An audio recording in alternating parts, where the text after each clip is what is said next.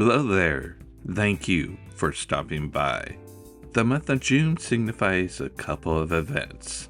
It celebrates Father's Day, where dads can tell their kids to get lost and focused on important things, like watching TV. It also heralds summer solstice, the longest day of the year, which makes the investment in those blackout curtains worthwhile, so you can watch TV without that pesky light pollution. However, there will be no escaping the heat, because June offers up original and new seasons of shows sure to give us all heat stroke by just sitting on the couch. Reminder, don't forget to hydrate. Of the 17 shows which pinged my radar this month, the 7 featured here today all look simultaneously interesting and exciting. What are they? Let's find out, shall we? Obviously, aliens are not real. June's list starts off with a sudden yet inevitable betrayal. Resident Alien Season 4 on Syfy and Peacock. When I first learned they cast Alan Tudyk for the role of Harry, I thought, no way he can pull off portraying a disguised alien attempting to appear like a quote-unquote normal person. Just kidding. It's like the role and show were specifically created around Alan. I would believe it too if not that Resident Alien is based on a Dark Horse Books comic. This season finds Harry in prison. Not our prison, but an alien prison on the moon. 'Cause that's the way this show rolls. Chum chum. On Earth, he is replaced by an imposter mantis alien who assumes his life. Harry's inevitable escape is foiled by an inhibitor blocking his alien abilities. Powerless is def a problem when there are other aliens still intent on vaporizing the Earth. Resident Aliens enjoys that slice of pepperoni June 6th on Syfy, or a week later on Peacock. The dead have come back to life. What is going on? Big sisters always be flexing their tasers and guns. Revival on Syfy and Peacock. Remember that show, The Returned? That was a great show. I'm thinking the original French version, not the American version. Revival caught my eye because it has a lot of the themes we explored in The Returned. Dead loved ones suddenly come back to life. Some come back wrong. The getting another chance with someone you lost makes for great dramatic storytelling. Based on the Revival Image Comics series, it follows Officer Dana Cypress as she deals with the public distrust of the revivers, media frenzy, religious zealots, and her own sister being amongst the revived.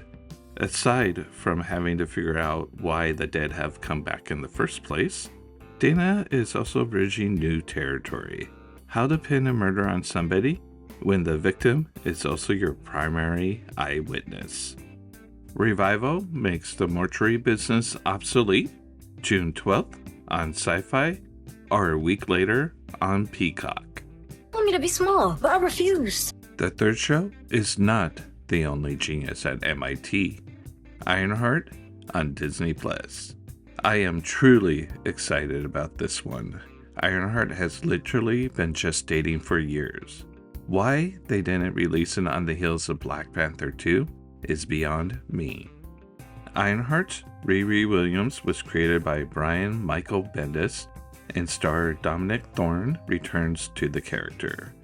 What makes this series interesting is the prominent presence of the Red Hood, whose powers are mystical. The series is promising to blend magic and science. Set in Chicago, Riri herself is set to go on an interesting journey, because in addition to losing the suit she couldn't take with her at the end of Black Panther 2, it appears she loses the sleek MIT suit as well. There are 2 distinct Iron Man suits in the trailer, the other not as flashy as the previous 2. The Hood takes advantage of Riri's desperation to build one that is all her own, and we get to find out the true cost of that deal We all get to take flight in the Ironheart armor, June 24th on Disney+. It's hard, and it's brutal, and that's what makes it special. Our next show walks like a G. The Bear, Season 4 on FX and Hulu. Despite it being submitted for the Emmy category every year, The Bear is not a comedy. It is a drama, a damn good one at that. Season 4 picks up right after the big restaurant review has dropped. There's a doomsday clock ticking down, the financial life support of the restaurant itself. So yeah, the drama is still there. I'm hoping this season answers some unanswered questions from last season. Will Sydney take the job? I think not, IMHO. Will Cammie and Claire reconcile? The fact that she appeared after their breakup last season suggests yes. And, most importantly, will Richie drop Fantastic Four Thing references and/or jokes? Hoping so. One certainty about the 4th season, Jamie Lee Curtis will steal every scene she appears in. She especially gives a mic drop performance every season. The Bear will take care of you June 25th on FX and Hulu. Why send you? You don't know anything about arson. Our next entry, Shouldn't Play with Matches. Smoke from Apple TV+.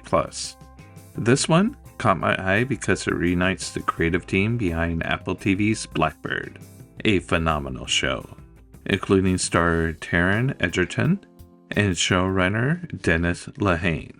The latter was also behind another fabulous show, HBO's The Outsider. To add another layer of interest, Smoke is inspired by true events which were chronicled in the Firebug podcasts.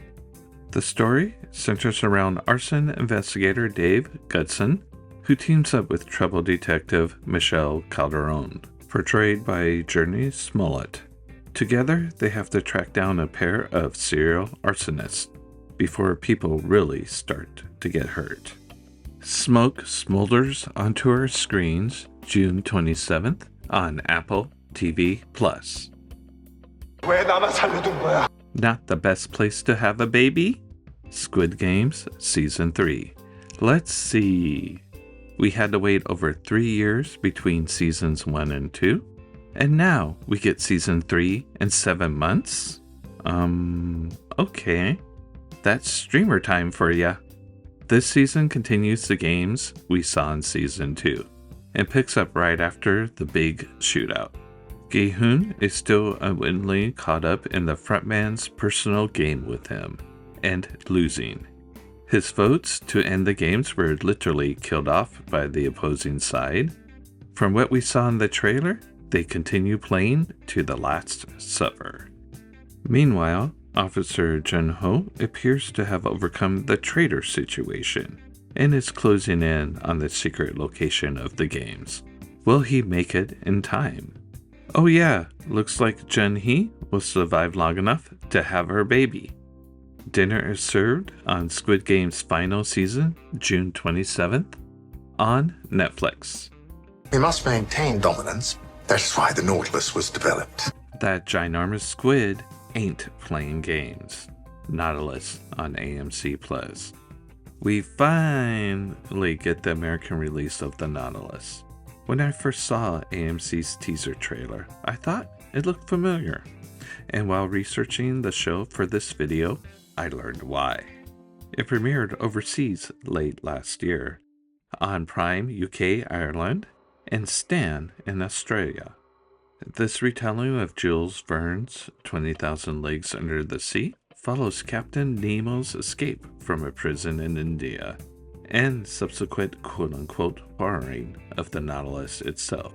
The ruthless East Mercantile Company ain't too keen on losing their prototype, and hunt Nemo and his found crew to get it back. Then there's the matter of Humility Lucas, and what her presence means to Nemo's goal of finding the Viking treasure at the Pillars of Helvar, while navigating through insane sea creatures. Truth to tell, this series looks really fun. Submerge yourself into the depths of the Nautilus June 29th on AMC+. And that's a wrap. Hope you all are as excited about these June shows as I am. Go ahead and drop a comment. Let me know what show caught your eye. Or share a June show that you're stoked to see. Help me avoid playing deadly kid games by subscribing. A like is always appreciated. Thanks again for checking out my video and channel. Cheers!